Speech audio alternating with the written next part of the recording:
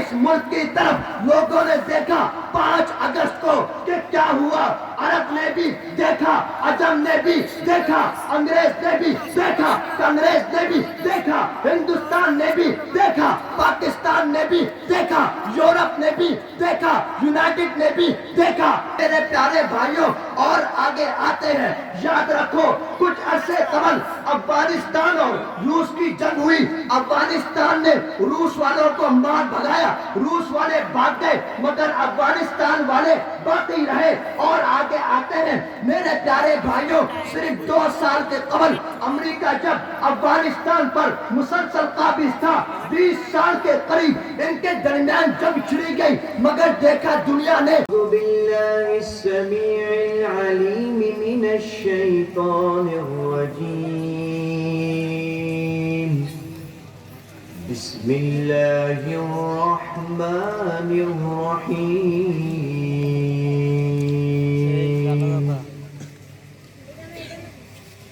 إنا أرسلناك شاهدا ومبشرا ونذيرا. وقال الآخر قال الله تبارك وتعالى أعوذ بالله من الشيطان الرجيم.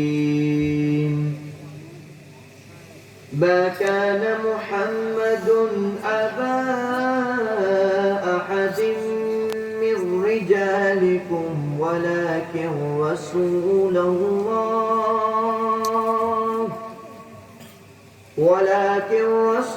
الله وخاتم النبيين وكان الله بكل شيء عليما. صدق الله العظيم.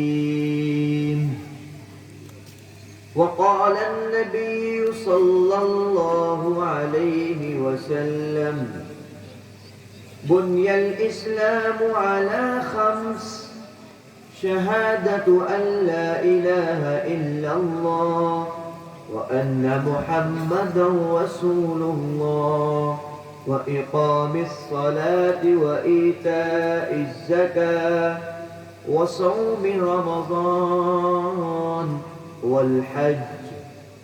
وفي الحديث الآخر قال النبي صلى الله عليه وسلم أنا آخر الأنبياء وأنتم آخر الأمم أو كما قال عليه الصلاة والسلام. میرے نہایت دل کے عزیز میرے پیارے بھائیوں, سرزمین بنگلہ دیش کے باسیوں, اس خوبصورت علاقے کے نوجوان, ملت اسلامیہ کے محافظوں, اسٹیج میں بیٹھے ہوئے علماء کرام والعظام, دور دراز سے آئے ہوئے مہمانان گرام, اس خوبصورت گلدستہ بنانے پر میں تمام محافل والوں کو مبارکباد پیش کرتا ہوں.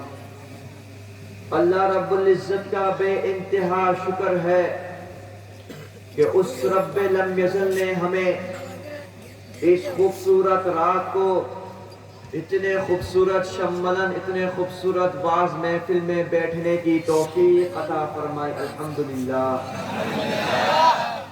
اور آواز سے بولو الحمدللہ. میرے پیارے بھائیوں, میں نے آپ کے سامنے ایک آیت پہلے پڑھی, دوسری آیت بعد میں پڑھی. ایک حدیث پہلے سنائی, دوسری حدیث بعد میں سنائی.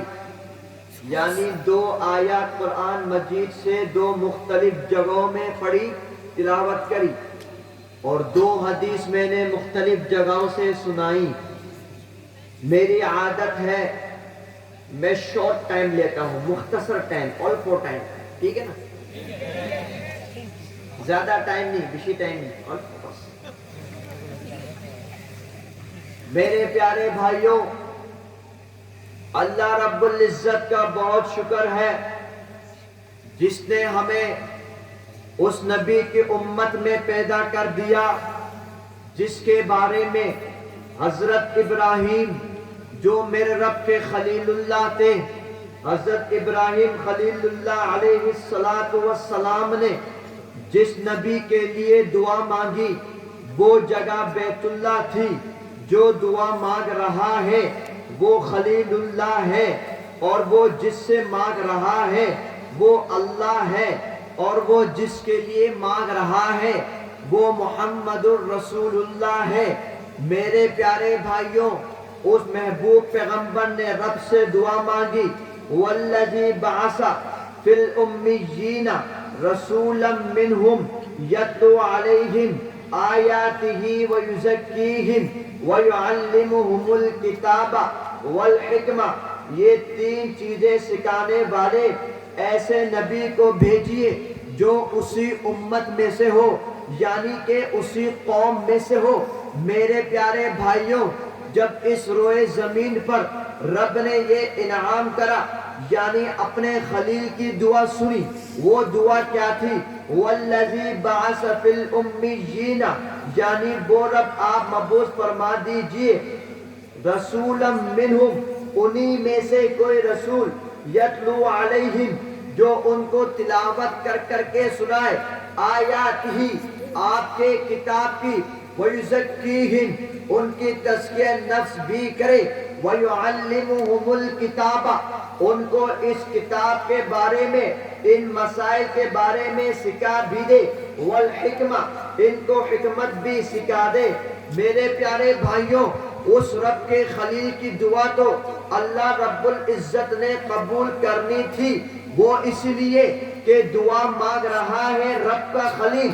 اب آئیے میرے پیارے بھائیوں، اس رب کے پیارے انبیاء کرام علیہ السلام کی توحید بلند کرنے والے 1,24,000 انبیاء کرام علیہ السلام کی طرف میرے پیارے بھائیوں، حضرت آدم علیہ السلام وہ پہلے نبی ہیں، وہ فرسٹ نبی ہیں، وہ پرتم نبی ہیں جو اس روئے زمین پر تمام انسانوں کے پاس، تمام مخلوقات کے پاس بھیجے گئے۔ حضرت آدم علیہ السلام کو میرے رب نے اپنے دست قدرت سے پیدا کر دیا۔ میرے پیارے بھائیوں، جب رب نے ان کو پیدا کیا تو رب کی دو تقسیم ہو گئی، ایک جنت کے لیے وہ حابیل ان کے اولاد کے ذریعے بنا دیا، دوسری جہنم کے لیے وہ جہنم کا راستہ کے لیے قابیل والا راستہ چن لیا۔ اب جو بھی حضرت آدم علیہ السلام کے بیٹے حابیل کے نقش قدم پہ چلتا رہا، وہ جنت کے راستے میں چلتا رہا، کیونکہ حابیل ملانے والا تھا حضرت آدم علیہ السلام سے، قابیل ملانے والا تھا حضرت آدم کے دشمنوں سے۔ میرے پیارے بھائیوں، اللہ کے اس نبی کو میرے رب نے تمام نعمتیں عطا کری، تمام نعمتوں سے نواز دیا، لیکن میرے پیارے بھائیوں، جو نعمت میرے پیارے اللہ نے اپنے محبوب سرور کائنات امام الانبیاء سید الاتقیاء شافع المحشر شافع الکونین سید المذنبین تاجدار مدینہ تاجدار خاتم الرسل تاجدار خاتم النبیین امام الانبیاء آمنہ کے لال جگر عبداللہ کے نور نظر حضرت محمد مصطفیٰ احمد مصطفیٰ، سب بولو صلی اللہ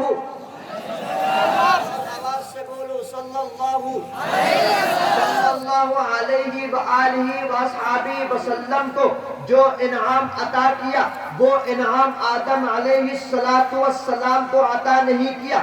میرے پیارو، حضرت آدم آئے مگر ان کو رمضان جیسا مہینہ نہیں دیا گیا۔ میرے پیارو، حضرت آدم آئے مگر ان کو مکہ جیسی سرزمین نہیں دی گئی۔ حضرت آدم آئے مگر ان کو مدینہ منورہ جیسی پاک فضاؤں میں ایسی مسجد نبوی نہیں عطا کی کی گئی. حضرت آدم آئے مگر ان کو قرآن مجید فرقان حمید جیسی عظیم الشان کتاب نہیں دی گئی. حضرت آدم آئے مگر ان کو آسمانی معراج نہیں کرائی گئی. حضرت آدم آئے مگر ان کو تمام روزے جو ہمیں عطا کیے گئے، رمضان کا روزہ، زکوٰۃ جیسی نعمت، حج جیسا مہینہ اور رمضان المبارک جیسی نعمتوں والی راتیں کچھ عطا نہیں کی گئی. میرے پیارے بھائیوں، حضرت آدم تو آئے مگر ان کو ابو بکر جیسا صداقت کا پیکر کوئی یار غار نہیں دیا گیا. ان کو عمر فاروق جیسا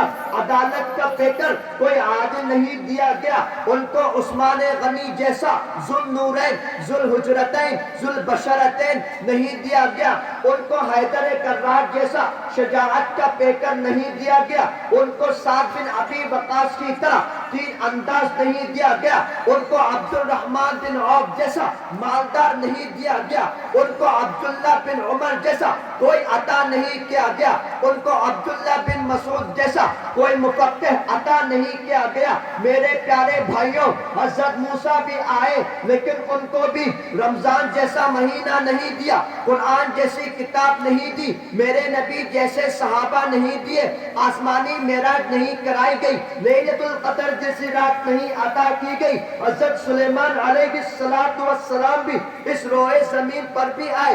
رب نے ان کو نعمتوں سے نوازا مگر جو نعمتیں میرے نبی کو عطا کی گئی ان نعمتوں میں سے کچھ عطا نہیں کیا گیا. حضرت داؤد بھی آئے مگر ان کو بھی میرے نبی جیسی کوئی نعمت نہیں عطا کی گئی. حضرت عیسیٰ بھی آئے، حضرت ابراہیم بھی آئے، حضرت اسماعیل بھی آئے. تمام نبیوں کی جتنی نعمتیں تھی 1,24,000 انبیاء کرام علیہ السلام کی جو نعمتیں تھی، جو معجزات تھے، سارے معجزات میرے رب لم یزل نے اس تمام معجزات کو میرے نبی کے دست میں کر دیا.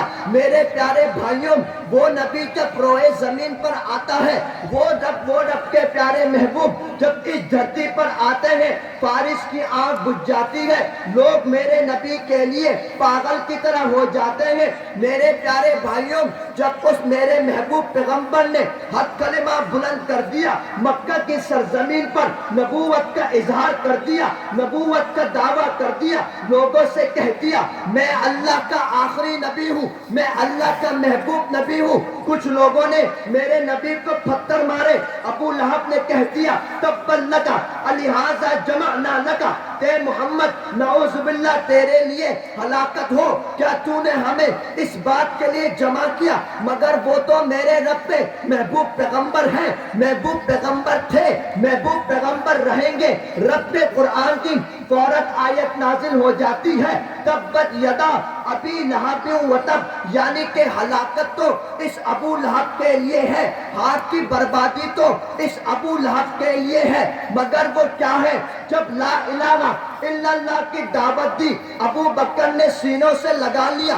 ابو بکر نے کہہ دیا آمنا وسلمنا. جب عمر فاروق تک یہ کلمہ حق پہنچا، عمر فاروق کہتا ہے آمنا وسلمنا. جب عثمان غنی تک یہ کلمہ حق پہنچا، عثمان غنی کہتا ہے آمنا وسلمنا. جب یہ کلمہ حق عثمان غنی کے بعد حیدر کرار تک پہنچتا ہے، عبداللہ بن مسعود تک پہنچتا ہے، عبداللہ بن عمر تک پہنچتا ہے، حضرت ابو محذورہ تک پہنچتا ہے، حضرت ابو ہریرہ تک پہنچتا ہے. وہ سارے صحابہ اس کلمے کو سینوں میں بسا لیتے ہیں، وہ میرے نبی پر ایمان لے آتے ہیں، وہ رب کا کلمہ بلند کر لیتے ہیں، وہ نبی کے ایک آواز پر حی علی الجہاد پر میدانوں پر چلے آتے ہیں. میرے پیارے بھائیوں، یہ رب کا سلسلہ ایسا ہی چلتا رہا، ایسا ہی چلتا رہے گا. اس رب لم یزل کے نبی کے جانثاروں نے اس کلمہ حق کے لیے اپنے گھر بار کو لٹا دیا. انہوں نے اس کلمہ حق کے لیے ظلم ستم برداشت کیا مگر اس کلمے کو نہیں چھوڑا. ہم تک یہ دین اسلام ایسے پہنچا دیا کہ انشاءاللہ ثم انشاءاللہ ہم لوگ بھی اس کلمے کے لیے مر جائیں گے، مٹ جائیں گے، شہید ہو جائیں گے، لیکن اس کلمے کو کبھی چھوڑیں گے نہیں.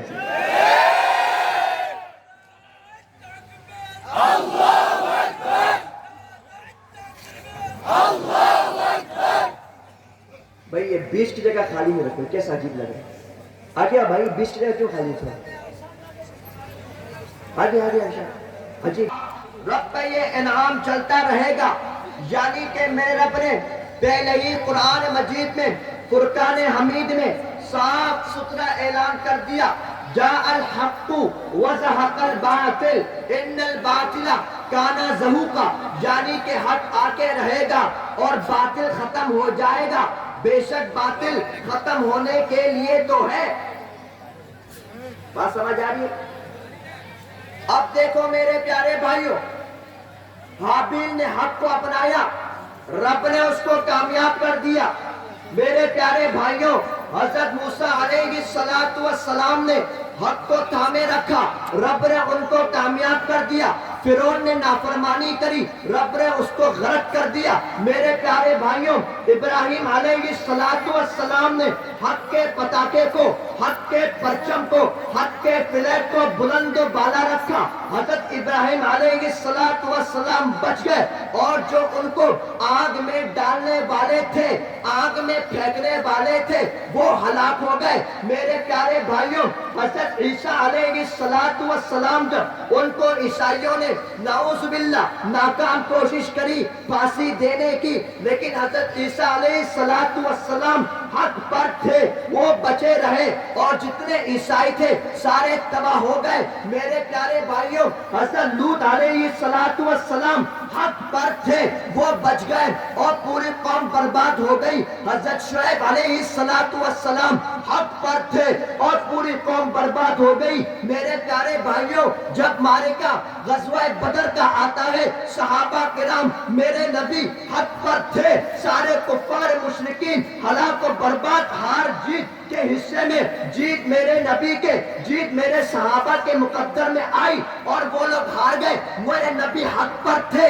میرے پیارے بھائیوں، جب غزوہ خندق لڑی گئی تو صحابہ کرام میرے پیارے محبوب صلی اللہ علیہ وآلہ وسلم کے ساتھ تھے، یہ لوگ حق پر تھے، یہ بچ گئے اور وہ کفار مشرکین مغلوب ہو گئے۔ میرے پیاروں، جب غزوہ تبوک ہوئی، میرے نبی کے جانثار میرے پیارے محبوب خود بغاد خود شریک تھے، وہ حق پر تھے، اور پھر دنیا نے دیکھا یہ دین اسلام صحابہ کرام نے نبی سے لیا، پھر میرے پیارے صحابہ سے تابعین نے لیا، پھر ان صحابہ کے تابعی سے تبع تابعین نے لیا، چلتا چلتا یہ دین اسلام ہم تک پہنچ گیا، یعنی باطل ختم ہوتے گئے، حق آتا گیا۔ میرے پیارے بھائیوں، سرزمین ہندوستان بھارت میں جب انگریز ہم مسلمانوں کے پیچھے لگ گئے، جب کانگریس مسلمانوں کے پیچھے لگ گئے، اس زمانے میں حسین احمد مدنی، قاسم نانوتوی، حضرت گنگوہی، مفتی محمود سمیت، مفتی شفیع سمیت سارے صحابہ کے نوکر،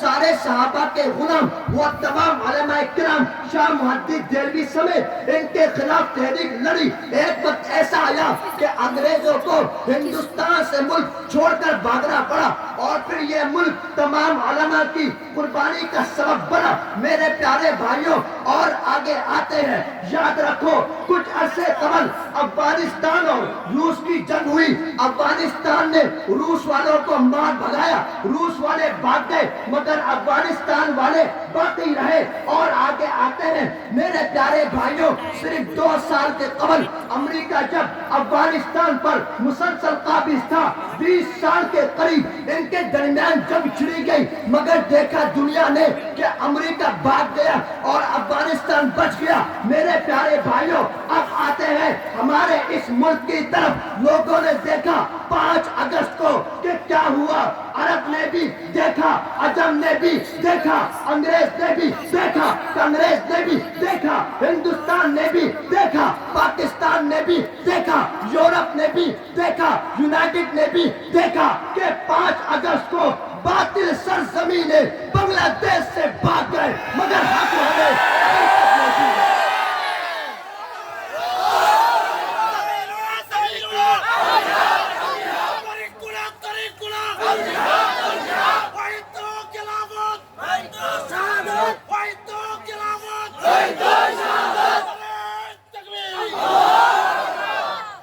میرے پیارے بھائیوں، یہ رب نے ہمیں اپنی آنکھوں سے دکھا دیا یہ رب نے ہمیں اپنی زندگی میں دکھا دیا، اپنے جیون میں دکھا دیا، اپنی لائف میں دکھا دیا کہ یاد رکھنا باطل ہمیشہ ختم ہو کر رہے گا اور حق کا ہمیشہ سر بلند رہے گا۔ یہ میرے رب نے ہمیں اپنی آنکھوں سے دکھا دیا۔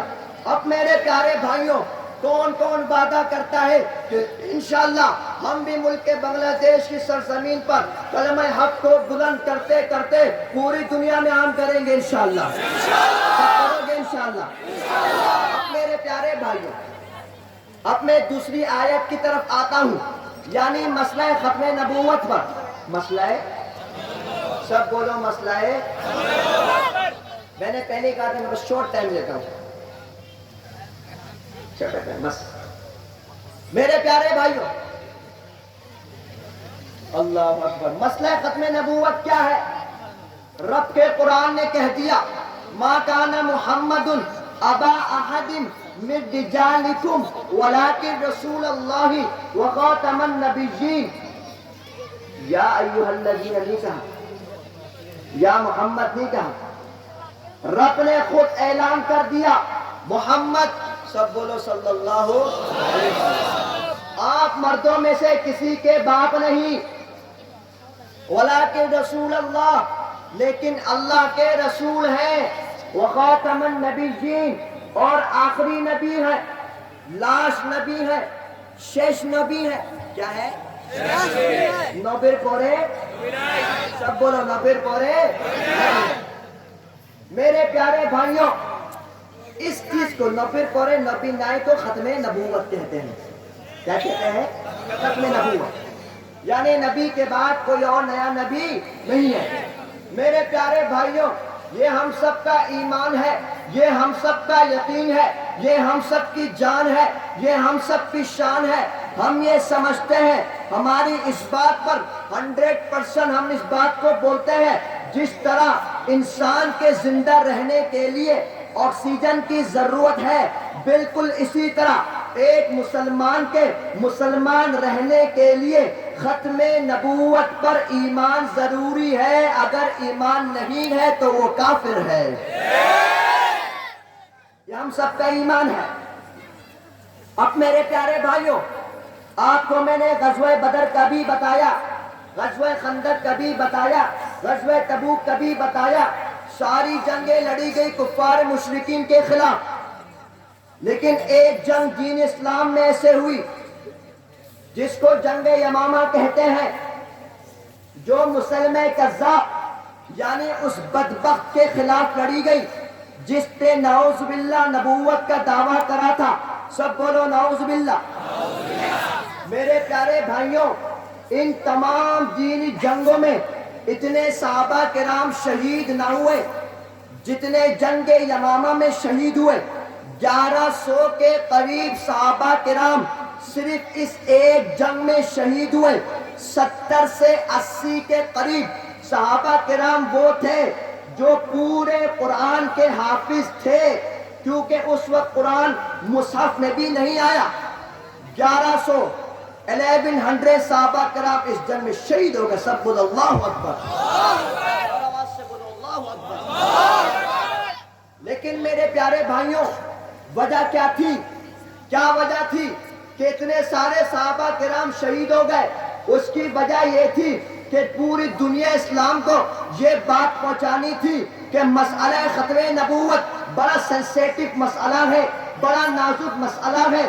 اس مسئلے کے لیے 1100 صحابہ کرام نے اپنی جان دے دی، اپنا گھر بار لٹا دیا، اپنے بچوں کو یتیم کر دیا، اپنی بیویوں کو بیوہ کر دیا۔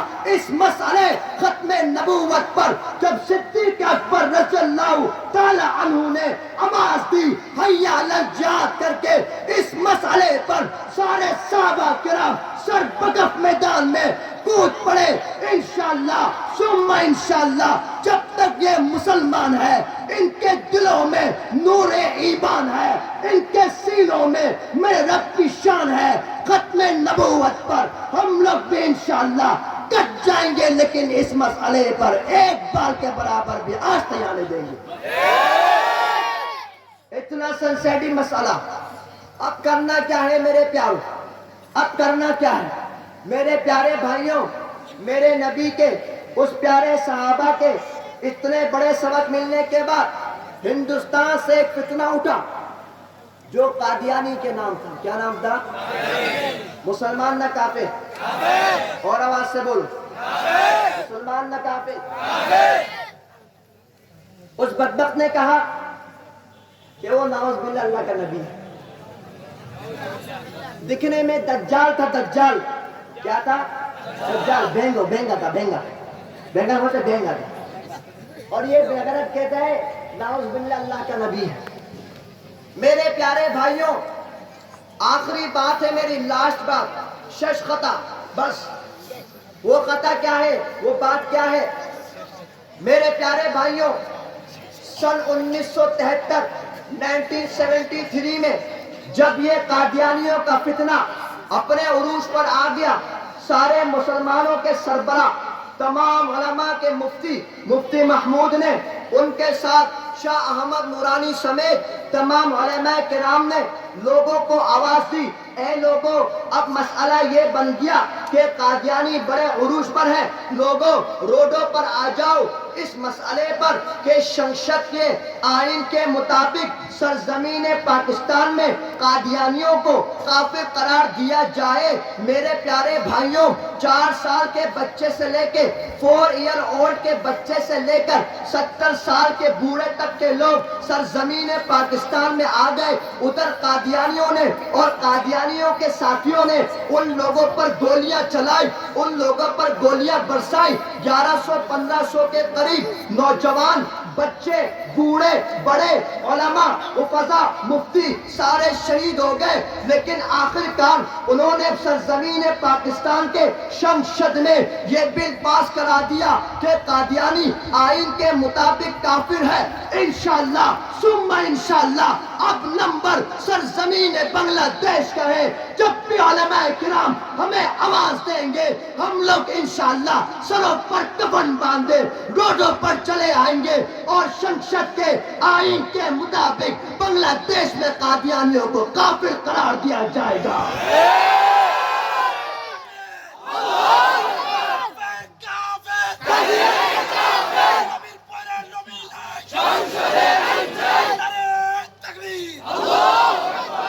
تو کون کون تیار ہے اس بل کو پاس کرانے کے لیے؟ سارے نوجوان تیار ہیں. گولی سے ڈر تو نہیں جاؤ گے، جیل سے ڈر تو نہیں جاؤ گے. میرے پیارے بھائیوں ڈرنا نہیں ہے. تمہارے اندر ہی قاسم نانوتوی کا خون ہے، تمہارے اندر ہی حضرت گنگوہی کا خون ہے، تمہارے اندر ہی حضرت مدنی کا خون ہے، تمہارے اندر ہی احمد شفیع کا خون ہے، تمہارے اندر ہی بابو نگری کا خون ہے. اس مسئلے پر ڈرنا نہیں ہے، اس مسئلے پر بکنا نہیں ہے. ہم انشاءاللہ ہر چیز قربان کر دیں گے. میرے نبی کے قدموں پر گھر بھی قربان کر دیں گے، اولاد بھی قربان کر دیں گے، مال بھی قربان کر دیں گے، لیکن میرے نبی پر انشاءاللہ ایک بال کے برابر بھی کبھی آج نہیں آنے دیں گے. سب تیار ہے انشاءاللہ؟ پہرا دو گے ختم نبوت پر انشاءاللہ، مجاہد ختم نبوت بنو گے انشاءاللہ. جزاک اللہ. زندگی باقی، ملاقات باقی. والسلام علیکم ورحمۃ اللہ وبرکاتہ.